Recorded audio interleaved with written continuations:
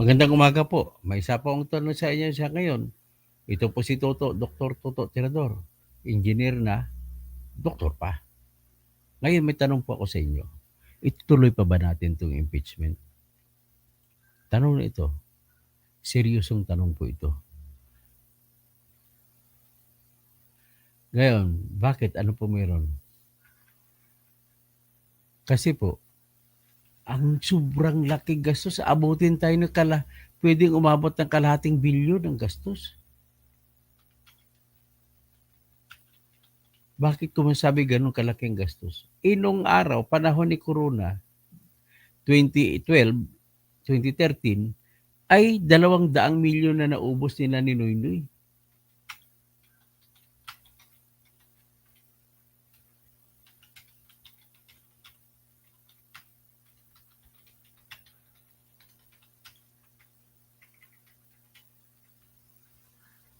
Okay bago ang lahat, naglagay po ako rito ng kampanya. Maghingi po ako na sa inyo ng tulong kasi po ay magsasampa po ako ng kuwaranto na petition laban kay Erwin Tulfo.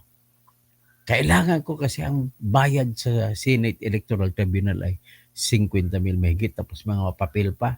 So gastusin pa, mga merenda ba ko mag-hearing, abutin siguro mga 100,000 lahat ng budget ko. So ngayon, 50 mil ibayad ko na sa Senate. Kung ano meron kayo, tulong na po kayo para to sa bayan. Ayoko po na magkaroon ng Amerikano na senador ang ating bayan. At kung mag-successful po tayo, ang papalit sa kanya si Ben Tulfo, kapatid niya. So, ganun po siya ang aking pag-iusap. Pero bago yan, pupunta po tayo dito sa ating bagong topic. Ang siguro, isa sa mahalagang topic ito sa pagdidesisyon, pagbubuo ng desisyon ng ating mga kababayan. Basta-basta na lang ba tayo laging tuwing may nakita tayong nagnanakaw, ipa-impeach na kagad ba natin? Alam nyo, mga ladies and gentlemen, sa ngayon, sa panahon po ni Renato Corona, gumastos po ang Senado lang, gumastos na mahigit ng 2 milyong piso. Sa mga bawat senador po ay binibigyan ng 1 million allowance. Itong panahon sa pag-trial. Pagtapos ng trial, may panibagong 1 million allowance na binigay sa kanila ni Joker Arroyo, ni Miriam Santiago, ni Bongbong Marcos, at saka iba pa. Kumita doon si Antonio Trillanes kasi binigyan din sa 1 million at panibagong 1 million. So 2 million din ang kinita. So ganun po ang katotohanan sa ating bansa. Matutuloy ang isang impeachment trial, aabutin po ng kalahating bilyon ng gastos. Babayaran pa mga private lawyers na upahan nila. Siyempre, kada isang private lawyer yun, hindi bababa sa kalahating milyon na babayad doon. O kung mag-hire sila ng 10 na private lawyers, di 5 million din yun. Sa Senate lang yun. Hindi pa natin pinag-usapan sa Kongreso kung magbayad sa kanilang sobrang laki ang gastos. Tapos, ang hinahabol natin kay Sara Duterte yung 125 million. Tapos, gagastusan natin ng kalahating bilyon para sa paghahabol na hindi naman natin malalaman kung mananalo tayo o hindi. Ganon din yun sa Senate, sa Kongreso. Magkano kaya ang ibabayad sa bawat congressman na prosecutor? Siyempre, sabihin mo 2 milyon lang kada isa sa kanila. Kukuha pa sila ng mga private lawyers kasi mga pasensya na kayo, sasabihin ko na mga bobo kayo sa pagdating sa pagpresenta ng ebidensya, pagdating sa mga trial technique, hindi po kayong alam kasi puro lang kayo abogado de la mesa. Iba pa rin yung mga private lawyers na sanay sa korte. Ganun kalaki pong gastos. Hindi basta-basta. Tapos, nagdalawang Congress pang gastos. Ngayon sa Congress na ito ngayon, 19 Congress, yung mga bayad sa bawat senador na yun, na 23 ay tag 1 million. Tapos si Rapi Tulfo hindi pa nang sasalita. 1 million yon. Kasunod doon, ganon din, around na si Erwin Tulfo, si Lito Lapid, hindi pa nagsasalita. Tagda 2 million na naman ibibigay. Ganun po ang tatakbo kayo. Ang tanong ko sa inyo, itutuloy pa ba natin itong impeachment na to? Mas malaki pang gastos kaysa hinahabol ng kitain. Kung kakasuhan nyo na lang sa ombudsman si Sara, at least wala pang gastos. Di ba? Think about it, guys. It's think about it. Sabi ni Ted Filon, think about it. Think about it. Oh. Para mangyari yan, ganun po ang mangyayari. Tapos, hindi pa tayo sigurado kung mananalo tayo. At kung mananalo tayo, hindi pa tayo sigurado kung isasauli ang pera. Di ba? Kung nagnakaw nga naman si Sara, hindi natin sigurado. Ngayon, kung ako pang abogado ni Sara, naku, mahirapan kayo sa akin. Unang-una, dito ko lang kayo dadaanin sa motion to dismiss. Kung hindi man siya mag-motion to dismiss si Bato, ako na mag-motion to dismiss. Na ako niyang kanyang abogado. Ganon din gamitin ko dahilan. Yung 4 na impeachment, bawal yun, dapat isa lang. Tapos ipatawag ko pa, pag kami na magpresenta para kay Sara, ipatawag ko lahat, ilista ko sa testigo ko lahat ng mga congressman na pumirma na 215, ipatawag ko sila isa-isa. At patunayan ko sa kanila na kukunin ko na lahat ng records ng House of Representatives sa Commission on Audit. At lalatagan ko sila isa, ito congressman, napunta sa iyo 150. Ito ba'y kapalit ng pagpirma mo? O kung 215 sila na meron ako may pakita 150 million. Panalo si Sara. Siyempre mawawalang saysay na yung bigat ng inyong mga reklamo na pinirmahan ninyo. Ganun lang ho kasimple yan. Ang problema kasi dito, marami mga abogado na naglayaw kung sa salitang Bisaya pa sa salitang Ilonggo, nagyaw-yaw lang kayo ng yaw-yaw dyan. Hindi nyo alam anong trabaho. Ano lang kayo dyan sa abogado de la mesa. Mali pa, ang nagpansin ko pa, laging mali ang kanilang mga sinasabi pagdating sa pagsabi kung ano ang labag sa konstitusyon, anong hindi labag sa konstitusyon. Pag yan nakalaban ko sa trial, ako ang abogado ni Sara, kahit ako lang mag-isa, tatalunin ko kayo lahat, sinasabi ko sa inyo. Hindi kayo mananalo sa akin. Ganun po ang katotohanan. Pagdating sa labanan sa kaso, hindi ko mo ikaw na agrabyado, iba nanalo ko na kaso, kakasuhan kita. Akala niyo ba nila ng kumaso? Yung pagbayad sa abogado pa lang, patay na kayo. Dito, magkano kayong abogado to kukunin nila ni Chis na abogado? Bawat isang mga senador may sariling abogado. Kasi iyon ang mag-a-advise sa kanila kung anong sasabihin, mag-speech sila. Kagaya kay Bato, ang ganda ng speech ni Bato, sino kayong abogado gumawa nun? Ganda ng speech ni Bato. Ang ganda pa ng argumento niya. Ang ganda talaga sa totoo lang. Taob si Coco Pimentel doon, number 1 sa bar exam. Pero sa akin lang, hindi yun ang aking punto. Ang aking punto, ang laki ng gastos. Aabutin tayo ng kalahating bilyon. Lahat-lahat gastos sa House of Representatives, gastos sa Senate, gastos sa pag-upa ng mga abogado. Sabi ko, sa 24 ni Senador, may tag-2 abogado yung kukuha. So 24, 48 lawyers na. Kung tag-kalahating milyon na ibabayad sa bawat isang abogado, pwede. Magkano na? 24 million. Tapos, kukuha pa yung impeachment court mismo ng 10 abogado na maglalatag, mag-ayos ng lahat. Silang gagawa ng lahat ng resolution. Kulang pa yung 10, mga 20. Bayaran nito kalahating milyon isa, di 10 milyon. Plus 12 billion at 24 million. So 34 million na yan. Ay mga staff pa, mga IT. Tag 500,000 din bawat isa. Sa allowances pa lang, abutin na kayo, aabot ng 100 million. Kasama mga bond papers, kasama mga sound system ninyo, kasama yung mga USB na gagamitin, lahat. Siyempre, kailangan high-tech yung pag video conference. Pag may testigo na gustong iupo at nasa malayo, doon sa kabila sila ng hearing room, ang nakikita lang mga senador ay yung mukha nila sa TV, Kasi kung minsan kailangan nakatago yung testigo.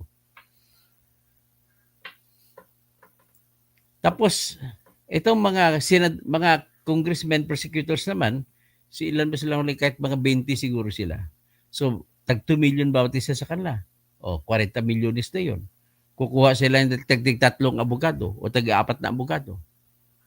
O kada abogado, 500,000. So, 2 million nga abogado kada isa. So, 2 million times 6, kung 16 sila, di 32.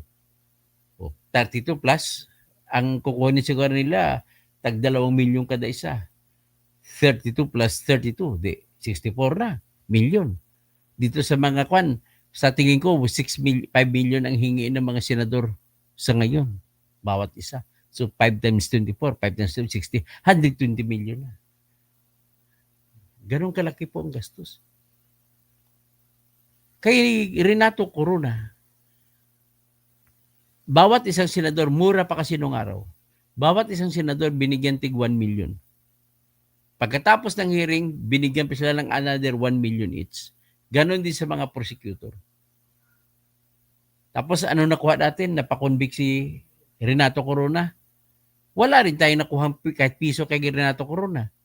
Ang nangyari, kinasuhan si Renato Corona sa Sandigan Bayan. Kung ano ang kaso ni Renato Corona sa Sandigan Bayan, yan din ang kasong sinampa sa kanya sa Senado. Ang naging pagkakaiba lang, kinasuhan siya sa impeachment court na wala siyang salin. Kasalanan nga naman, hindi niya nasama sa salin. Pero nung dumating sa Sandigan Bayan, acquitted si Renato Corona. Bakit acquitted? Kasi napatunayan kung saan nanggaling ang pera niya ay nanggaling sa hindi masama. May negosyo ang asawa, may mga negosyo ang anak. May family corporation sila. Yan po ang desisyon ng Sandigan Bayan. Ibig sabihin, hindi ibig sabihin pag wala kang salin ay nagnanakaw ka. Ganun po yun. So, ang tanong ko sa inyo eventually is, ipagpatuloy pa ba natin itong impeachment trial? Abutin ng kalating bilyon ang gagastusin ng Pilipinas para dyan. Tapos ang hahabulin mo, 125 million lang. Ang kay Renato Corona, wala kayo nakuha kahit 5 kasi nanalo siya sa Sandigan Bayan. Kahit piso wala kayo nakuha. Dito pa kaya kay Sara. All right. Sinasabi ko sa inyo, hindi niyo mapatunayan na nagnakaw si Sara sa confidential fund. Bakit? Lumitaw na po, umaamin na po si Paulo Ortega na congressman. Pati sila yan si Congressman Adjong, Zia Adjong. Umamin sila, wala silang ebidensya kung paano kung napunta nga sa bulsa ni Sara yung pera na yun. Ang napatunayan pa lang ay may regrespiatos sa mga resibo. Pagkatapos na patunayan yung mga nakaresibo sa may regrespiatos, napunta po sa kamay ng Colonel Rinaldo Arimondo La Chica at saka Colonel Dennis Dolasco. Ngayon, hahanapin na yon, sila lang nakakalam kung sino mga taong binigyan ng totoong pangalan. At mind you, kabubuhan naman sa inyo kung hindi nyo alam kung bakit may regrespiatos sa nakalagay na resibo, sa resibo ng pangalan na tumanggap. Kikwento ko naman sa iyo ulit ang inyo. Kay Marwan, hindi bababa sa 10 milyon ang binayad ni Noynoy Aquino para lang makakuha ng impormasyon na si Marwan ay nandun sa mama sa pano nagtatago. Sino si Marwan? Yan yung number 1 bomber sa buong Asia. So, ibig sabihin, nalaman nyo, isang impormasyon lang, 10 milyon ang kapalit. Bakit? Paano nyo makuha ang impormasyon patungkol sa mga kaaway, patungkol sa kanila kung saan sila, patungkol sa kung anong armas nila, patungkol sa kung anong programa nila, lahat-lahat patungkol sa kanila, paano mo makukuha ang mga impormasyon na yan patungkol sa iyong kaaway? Pamamagitan lamang po ng pera. Kasi sa lahat ng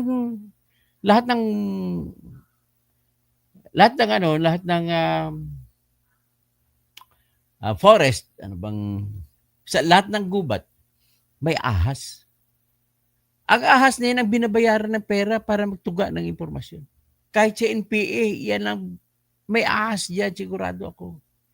Kapalit ay pera. Kaya, ang tanong ko dito, kagaya sa panahon ni Sa panahon ni Bin Laden, nung hinanap siya, nagbayad kaya yung mga CIA agent gumasta ng pera pambili ng Ferrari para lang ibigay sa tao na may hawak ng telephone number kung saan mahahagilap si Bin Laden, si Osama Bin Laden. So ngayon, given that difficulty, how can you now prove na ninakaw ni Sarah yung pera? O pagdating sa envelope, tingnan natin, i-assess natin kung magpatuloy pa ba tayo ng gastos. Isugal ba natin ang pera ng pamahalaan? Yung isang akusasyon na kung saan nag-press con si Sarah, ipapatay, kausap na ako ng isang tao na papatay kay BBM, kay Lisa Araneta Marcos, at saka kay Tambaluslos, kung patayin ako. Sabi ko, huwag niyong tantanan, ubusin mo sila. Ang tawag doon, meron bang grave threat doon? Oy, mga abogado kayo na nakarinig sa akin, o sabihin nyo, pag sinabi nyo may grave threat ito, balik kayo sa law school. Wala pong grave threat dito. Ang grave threat po na tinatawag, you are compelling a person being threatened to do an act. Ibig sabihin positive. Compelling a positive action from the victim. Bigyan mo ko ng pera, kung hindi papatayin kita. Bukas, hold up yun, pero grave threat din yun, pwede mag-grave threat. Matindi nga lang grave threat nga yan. Umakit sa level ng robbery. I-promote mo yung kaibigan ko. Kung hindi, papatayin kita bukas. Ibig sabihin, yung mga ganon, kung hindi mo i-promote ang kaibigan ko, papatayin kita. Ibig sabihin, paano ba yan? Kung hindi mo ko bigyan ng pera, papatayin kita.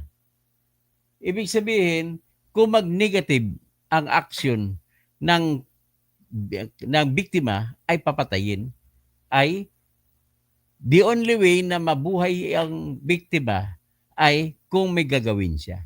Okay? Dito naman kay Sara Duterte, kung may gagawin, patay. Baliktad, wala pong krimen na ganun. So matutumba rin yan. Susugal ba natin ang kalahating bilyon natin? Paghabol kay Sara, papakulong natin na dahil lang sa kasalanan ganun. Maliban lang kung talagang may agenda kayo na politika lamang na gusto nyo mananalo pagka-presidente. Hindi yung makabayan na agenda. Ngayon, tingnan natin kasi ginamit naman nila yan sa tinatawag na betrayal of public trust dahil daw nag-inciting to rebellion, inciting to sedition, inciting to insurrection. Ano ba yung inciting to sedition?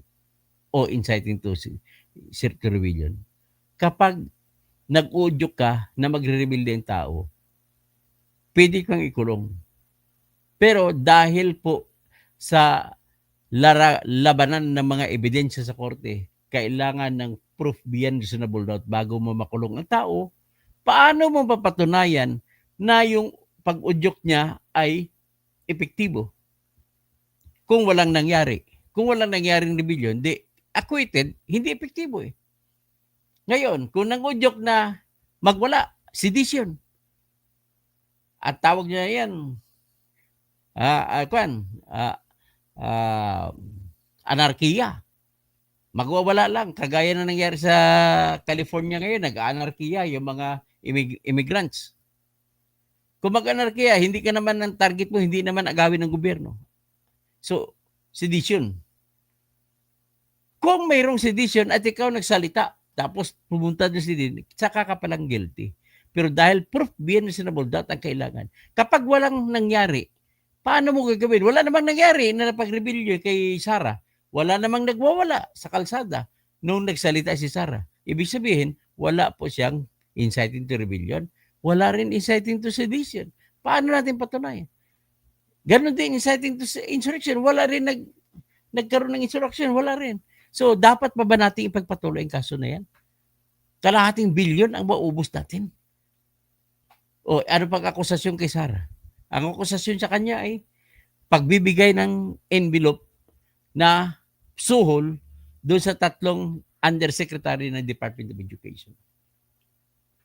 Ngayon, meron palang video si Sara na ipakita na ang nagbigay ng instruction na ibigay yun ay si Lisa Aranita Marcos. Dapat pa ba nating ipagpatuloy na dahil lang sa ganung envelope, gusto natin malaman kung ano yung sinabi ni na makuha natin, malalaman natin ebidensya na ando pala si Sara at ando ni si Lisa Aranita Marcos, nagkutsabahan sila. Tapos may akusasyon pa si ex-Senator Trillanes na noong 2016 na taon ay may mga maraming deposito sa bangko, sa BPI, si Sara Duterte at tatay niya. Gusto natin malaman. Billion daw yun, billion, 2 billion. Ngayon, kung makita natin, mapupunta ba sa Pilipinas yan? Mauwi lang siya, tinatawag na kasalanan nyo ay hindi kayo nag-submit ng salin nyo. Anong kwan? Pwede makulong ka ng fine lang, multa lang.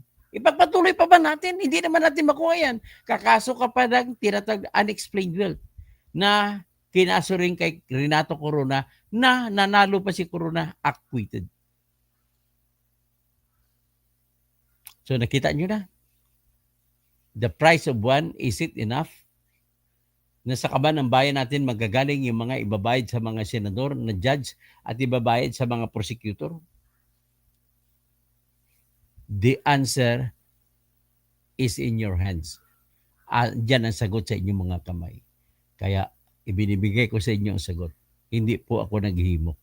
Okay? Magandang umaga lang po. Si Vivian Saremo, Skycraper, kahit hindi naminin ni engineer, halata naman. Ano pang aminin ko? Kung halata naman pala, ano pang aminin ko? Nagsasabi lang ko ng katotohanan, Vivian Saremo, kung ano ba talaga. Tatanong ako kung ipagpatuloy. Kayo sumagot dyan. Hindi, wala na akong sinabi. Nasa inyo yan. Nilatag ko lang anong mga pros and cons. Nasa inyo yan. Decision nyo yan.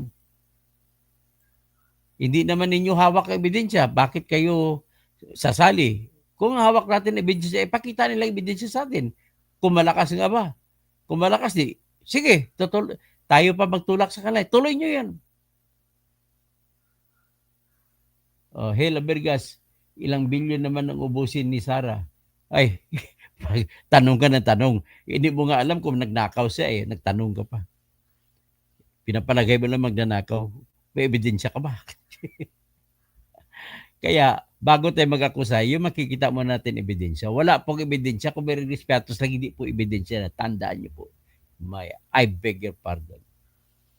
Lin, kasi karapatan ng mga military intelligence na gumawa ng diskarte na hindi makilala kung sino pinagbigyan ng pera.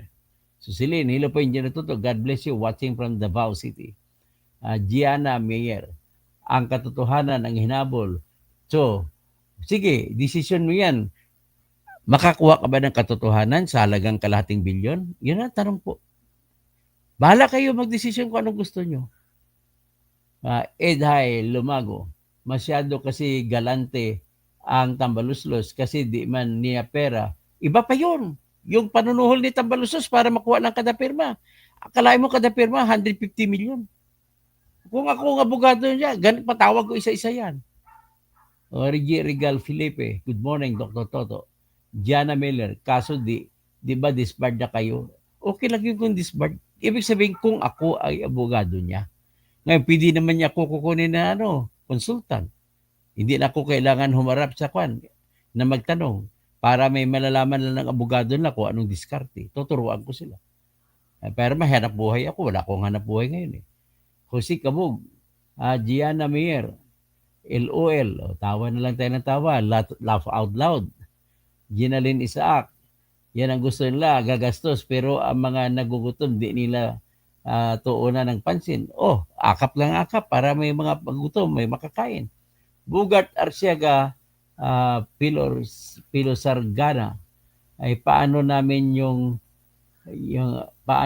kasong magnanakaw ng kabangyaman ng bayan ni BP, nagnakaw na ba?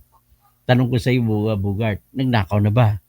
Kung sinabi mo, oo, nagnakaw na, asan ebidensya? Ayun kagad. Kung hindi man lang tayo sigurado sa ebidensya, huwag na tayo magsayang ng gastos. Dagdag gasto lang. di kalalo, o pakita ng resibo. Kung totoo, sila ang nag-akusa, sila ba pakita ng resibo? Di ba? Di kung sino nag-akusa, siya magpapakita ng resibo. Di ba? Ganun lang ho yan. Huwag mo baliktarin. Jose Cabog, kaya kaya ng ano, kaya ng yan, pwede naman uutang sa World Bank. Ay, hindi natin alam yung utang. Si Bongbong na lang laking utang. Ginalin ni Saak, gagasto sa hearing dahil hinahabol ang 125 billion. Saan ginastos pero gastos ng billion o Sky PPYR.